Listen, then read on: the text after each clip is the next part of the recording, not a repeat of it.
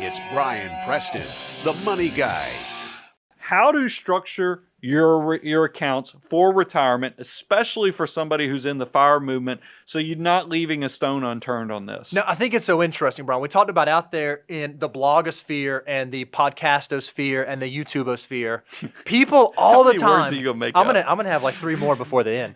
How many times we see people talk about sequence of return and withdrawal rates, but how often is this missed? Yeah, how often? No one talks about this. Yeah. This is some Money Guy special sauce, I think. Yeah, and I think Bo came up with this. As you can tell, he's in the mood to make up Webster, try to get us in Webster. But he's got sequence of distribution risk, and really what he's talking about here is tax or account location. That's exactly right. Because this is important, because we all know, and let me give you the big 3. You've got your after-tax accounts, this is your normal taxable brokerage account that you could set up for yourself or jointly. And then usually you have, and this is going to be your bigger one, is like your tax deferred. This is all your retirement accounts. And what's cool about a tax deferred is that you get a tax deduction when you put the money in, but when you pull it out, unfortunately, it's going to pay ordinary income tax rates. And then our favorite one is the tax-free bucket. So you hear those 3 things. So when we talk about asset allocation is how you spread your money between like large cap, international, cash, bonds. Nobody ever talks about tax diversification of your account types. So we actually created some Money Guys rules of success for each one of these. So Bo, let's kind of jump into them. Why don't you talk to them about after tax and taxable brokerage accounts? Yeah, so the unique thing about each one of these accounts, you already mentioned, is they're kind of taxed at different, you have access to the accounts at different points in time. They're taxed at different points. So what you hold inside of them should be different because of that. So when you look at your taxable investment accounts, they're often taxed at favorable capital gains rates. If you have long-term holdings and you want to sell a holding, you pay a capital gain rate instead of ordinary income. You can also have qualified dividends that pay out at a more favorable rate. So the types of assets that you want to hold inside of your taxable account would not be like ordinary income producing assets. It might not be things like bonds that are going to spit out dividend payments to you that don't get qualified treatment. The other thing that's beautiful about after-tax assets is that you actually can access those dollars before 59 and a half. You know, with most IRAs and 401ks, you have to wait until you get to age 59 and a half, or else you're going to have to pay a 10% penalty. With your after-tax assets, a lot of times, especially for FIRE folks, that's the bridge money to get you to that magical 59 and a half age where you can start getting to some of your other assets and resources. Yeah, I mean, this is your liquid, easiest access money you can get. Now, I want to give one cautionary tale, because we all want to take advantage of the capital gains. We want to take advantage of the dividends because we love that lower tax rate. But here's the word of caution. If you're quickly approaching retirement and you want to be at that stage where you are living off of these resources, be careful of making sure you don't have just one total portfolio of appreciated holdings. That's right. Now, that's a great charitable planning opportunity. But as you get closer to retirement, I'm talking about 3 to 7 years from retirement, make sure you have something. That's where you probably would want to bring on those things that aren't as tax efficient, like bonds or keeping a little extra cash in there, because you're going to need some money that you can actually pull out without creating more taxes. If you want to manage your after-tax account well, one of the things you can do is you can tax manage it through time. Here's a really great example that's practical and kind of recent in memory. In the 4th quarter of last year, the market really got hit hard. I think the S&P was down like 20%. We made the decision as a firm for our clients, we weren't going to go in and change the investment allocations and try to batten down the hatches because we think it makes sense to get risk right on the front end. One thing we were able to do, though, for our clients who have taxable assets is we're able to go in and do loss harvesting in the 4th quarter, not changing the composition of their portfolio, but going and capitalizing on those losses, harvesting those, using that to offset some of those embedded gains that have been long-term so that over the life of that client's retirement or accumulation stage, we can tax manage that. So when they get to retirement, they don't just have a bunch of holdings that have huge embedded gains and are going to be costly to get to. And it's the same thing. The charitable giving, just hitting on that again, is if you do it right, if you're a person that's tithing or giving a decent sum every year, there's ways, if you have appreciated holdings, that we can over time push up the tax basis by using a giving strategy, so that by the time you actually hit retirement, you have easier access to your after-tax money without uncle getting a big portion of it. Right. So let's move on to the biggest pot that most people have, because when you read like books like Everyday Millionaires, Chris Hogan talks about your biggest account that most people have that makes them a millionaire is their work 401k. That's So exactly right. they're talking about these pre-tax, tax-deferred accounts. And the reason these accounts get so big is it's not only good behavior from you, the individual, because a lot of times your employer will say, you give us 6 or 8%, we'll give you 50 cents on the dollar, or even 100% dollar for dollar match. AKA free money. Free money. You're not fools. There's a reason you're watching this show. So you're automatically creating that behavior of saving every month, whether the market's going up, whether the market's going down. You're buying, and then voila, it's like magic. It's like, Jack and his magic beans. You look later and go, holy cow, how did this thing get so big? It really is. This is why these pre-tax, tax-deferred accounts get so huge. It's great behavior. So just like we talked about how you don't want to own assets that generate ordinary income inside of your taxable account, the exact opposite is true inside of your tax-deferred account. If you do have a bond allocation or fixed income allocation or holdings that generate a lot of ordinary income, a great place to hold those is inside of your 401k or inside of your IRA so that you're not having to pay tax on that income that's generated every year as you're building up your assets. Now, if you've done this the traditional way, which is tax-deferred, meaning you took a tax deduction when you made the contribution, but when you pull it out, you're going to pay ordinary income tax rate, that's going to create some big taxes, That's especially exactly right. when you reach 70.5, because the government makes you at 70.5 take those required minimum distributions. However, Bo, you said, because our newer generation, I guess this has been around probably going on a decade now, maybe a little over a decade.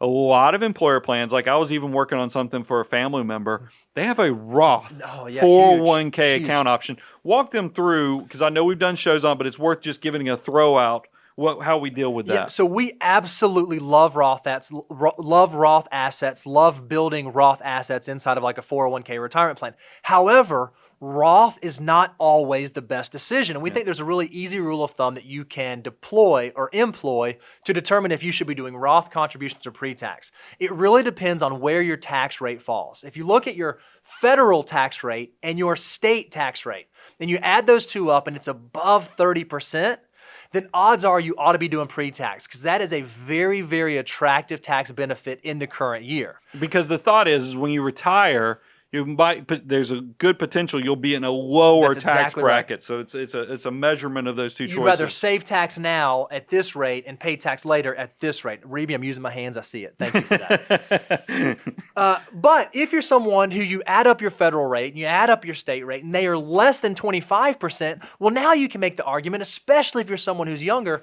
that building up those Roth assets can be huge. If you're early in your career, there's a chance that you might have higher income in retirement. Then building up those Roth assets is something you definitely want to consider and look at. If you're between that 25 to 30, that's where it gets a little bit more nuanced. And maybe you might do a splitting strategy and you have to take into account timing of retirement, age, risk tolerance, account structure, tax availability code of in the accounts. state that you live in, That's exactly because a right. lot of states will give retirement exclusions too. Yep. So, and I want to do one last planning thing before we move on to tax-free. My favorite one is that, guys, especially fire movement, you guys are leaving the workforce well before 70.5. Yeah. And that's what you need to know. 2 key dates when you're looking at retirement accounts. You need to know 59.5 because that's the age that the government lets you get access to IRAs, 401ks. Yep. Well, 401ks might be 55 with separation of service. But 59.5 is a key date. Know when that date is, and then the other one to know is 70.5. That's when the government's going to require you to start taking minimum distributions. They want you to pay taxes on all those benefits you got all those years.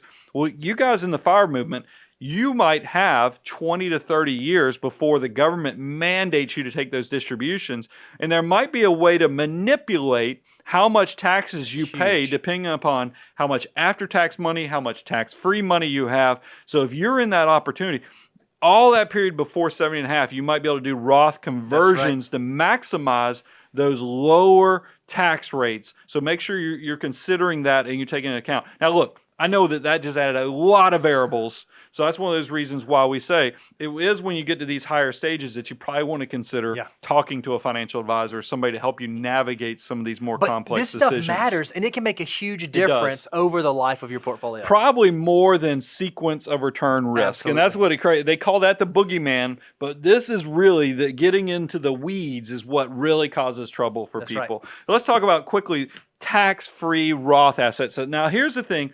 I love tax-free Roth assets. The only catch, though, is that the government, no matter how you structure these things, They do not give you a deduction when you make the contribution, whether it's your Roth 401k, no deduction currently.